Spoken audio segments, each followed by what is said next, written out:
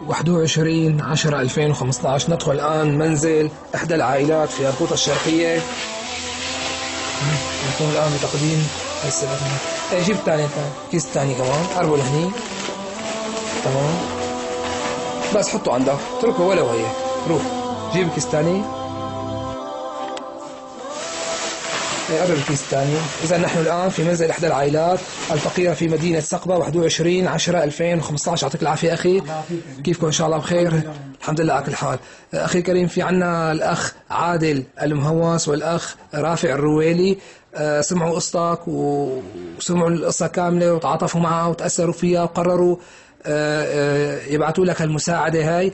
هن بعثوا 180 دينار أردني عن طريق الشيخ أبي معاذ، واشترطوا علينا انه نقدم لك بنصها يعني ب90 دينار سله غذائيه، وبالنص الثاني ال90 دينار مبلغ نقدي. تفضل والله يعوض عليكم والله يبارك لكم فيها ويهنيكم. هي السله غذائيه بس افتحها عمو. هي الله يرزقكم يا رب، الله يرزقكم ويغنيكم يا رب. الحمد لله. والله لو تعرفوا الحاله، والله لو تعرفوا الحاله. رشيد افتح كمان من هي كلها. الحمد لله.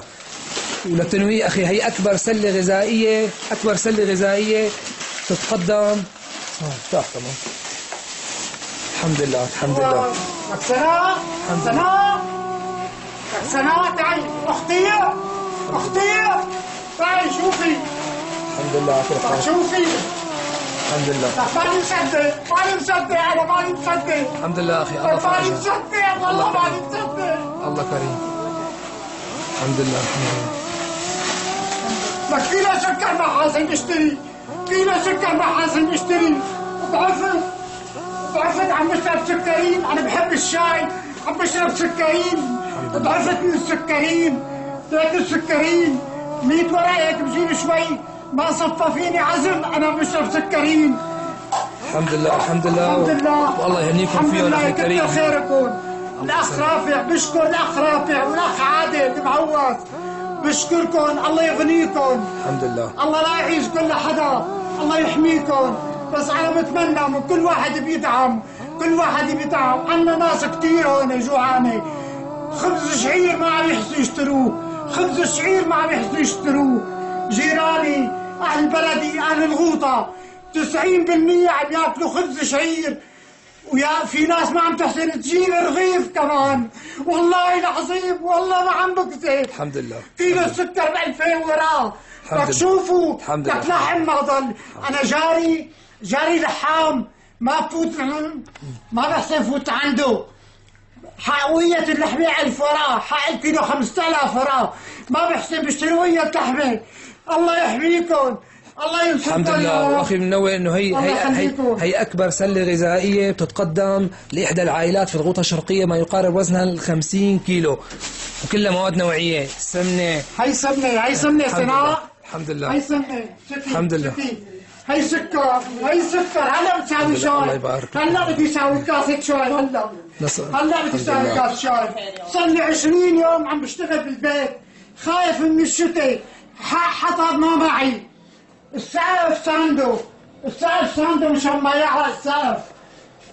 صار لي 20 يوم عم صلح بالبيت، 20 يوم صار لي عم صلح بالبيت. الحمد لله. والبيت هذا 100 متر، إلي 50 متر و50 لاخواتي.